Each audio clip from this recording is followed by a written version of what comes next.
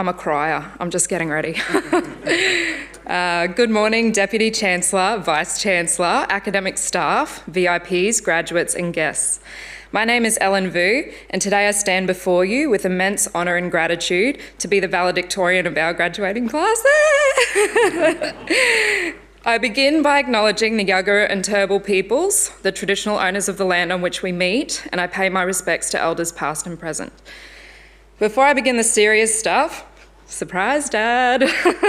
He had no idea I had this role today, and my mum's at home watching via live stream in far north Queensland. They're probably going to be a bit shocked, but lucky we're, as a family of criers, we bought plenty of tissues. This event marks a momentous achievement, each step in our tertiary education journey, whether it be towards degrees in law, medicine, engineering, creative arts, business, or education, exemplifies the energy, dedication, and if you're anything like me, an unreasonable amount of tears that have been invested into our degrees. We have managed to survive the late night lecture cramming sessions, the excessive amounts of coffee, and the classic last-minute essay prep panic that follows a weekend of procrastinating. And if you claim you haven't been there, well, we know you're lying. My own path to today was anything but linear. However, it was always underscored by two driving forces, passion and my support network. Who knew that my grandmother gifting me an electric piano at the age of 4 would lead me to my life's passion, while in the process, almost send my parents bankrupt? So to my dad and mum, Frank and Estelle, who funded every music lesson, instrument purchase, and gave up their weekends for my musical pursuits, your sacrifices began this journey, and I'm very proud to share this moment with you today. For a young pianist from rural far north Queensland who thought she was going to grow up and be the next Delta Goodrum, I received a reality check early in high school that being a famous pop star as a career was possible, but probably not probable. So, in the words of Jack Black in the School of Rock, those who can, do, and those who cannot, teach. Funny? Absolutely. Accurate? No. It was my own high school teachers, Mr. Justin Tonti, Mr. Paul Keenan, and Mrs. Anne Linneman, who made me realise that teaching is not a fallback for those who cannot, but a calling for those who desire to share their knowledge and passion for the benefit of their community. The middle of this journey, I proudly dedicate to all of those educators whose inspiration led me to choose teaching as my own career path. At 18, burnout finally caught up with me.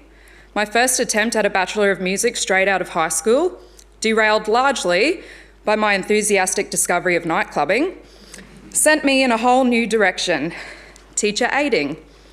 The 10 years I spent in that role, while becoming a wife and a mother, navigating the trenches of early parenthood, prepared me deeply for the realities of teaching.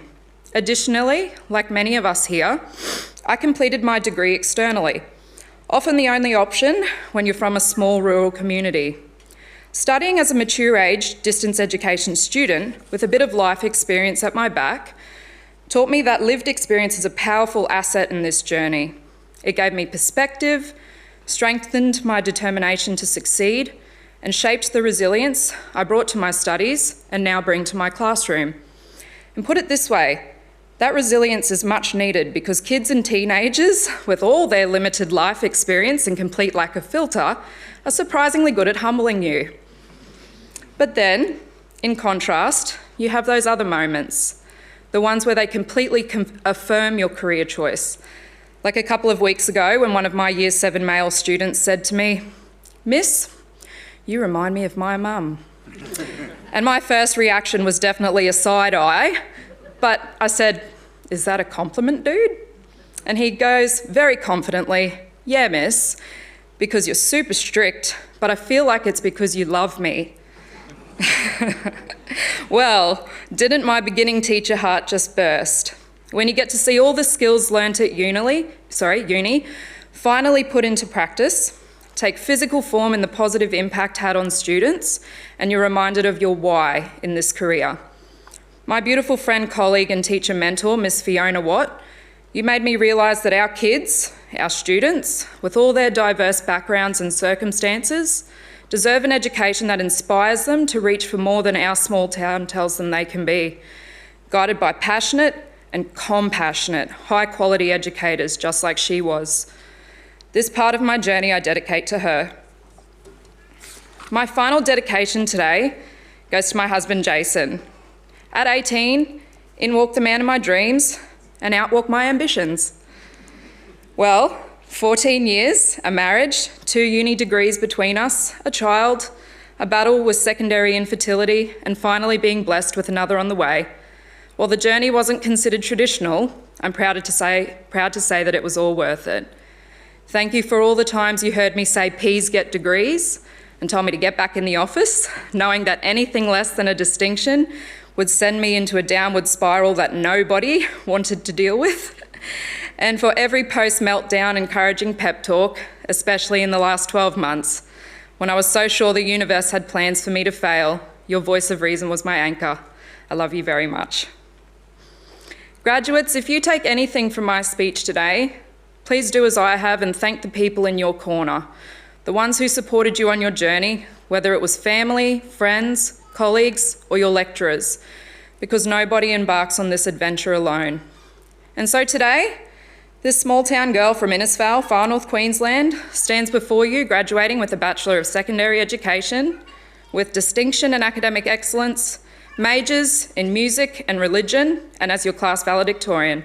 I'm so proud of my own journey. I hope you're proud of yours, and I'm beyond grateful to share this moment with you all. Congratulations to all graduates here, especially those who in their pursuit of success stayed true to their passions. May the next part of your journey be as fruitful and fulfilling as you make it. And as UniSQ lecturer Tonya Chalk would say, onwards and upwards to us all. Thank you.